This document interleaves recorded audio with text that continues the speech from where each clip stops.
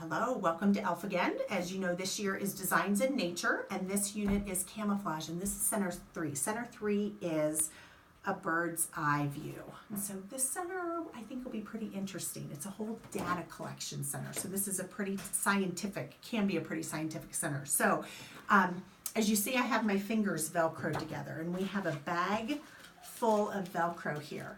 So the whole idea of this center is to talk about camouflage in birds. So getting a bird's eye view.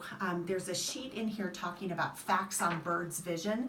So what we're trying to explain to the kids is the whole idea about a bird and what they see on the ground and the prey that they go for. So we have two carpets here, and there's two different ideas here. This might be better for the younger kids, and then this may be better for the older kids. So what we have here, you'll see that there's pieces of yarn on this one, and on this one there's actually hole punched out construction paper. So there's brown and white and green, same color yarn here. And the idea is, as you Velcro the kids' first 3 fingers together, the idea is that that's a bird's beak, okay? So you want to make sure that you get their index finger in there so they can't really use that one very well. But what you do is you'll take the two carpets and whatever you decide to use, whether it be the hole punch or if you decide to use the yarn, and you divide the kids up into 2 groups, and then let the kids go individually. So you'll time them for, I don't know, maybe let's say 30 seconds. And so there'll be a kid on this carpet and a kid over here on this carpet. And for those 30 seconds, you give them, they want to pick up as many pieces of this yarn as they can, and the same thing with the dots, and the dots are a little bit harder, of course, but as many pieces of the dots as they can.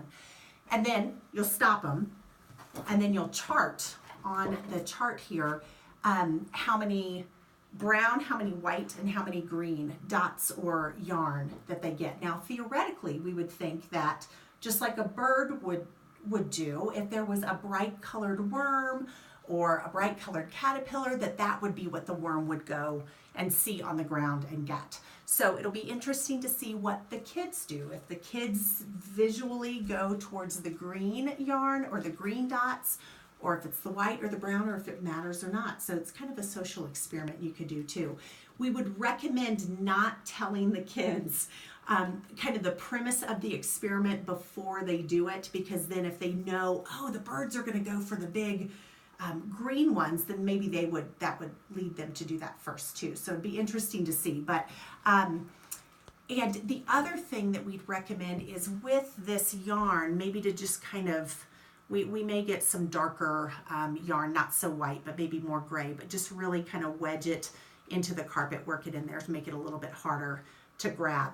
But then you can also talk about, you know, at the end of this, birds and what they see, the color of the prey, and also maybe if there were worms and they were in grass, what color would be best for them to be, so that they wouldn't get eaten, or caterpillars or any kind of bugs really. So you can talk about that and how the bugs and the worms and the caterpillars camouflage themselves to protect themselves from being eaten. So it's a pretty fun center. This might work best if you have an extra volunteer and you're not sure where to put that person. This may be a good center for that, so that somebody can be collecting the data while somebody is, the other volunteer is putting the dots or the string back on the carpets to get them ready for the next kid. It would be great if every kid had a chance to do this. So you might want to kind of count your kids and then count how much time you need for this, and then of course they may want to try it again. So if you're done early, that's okay.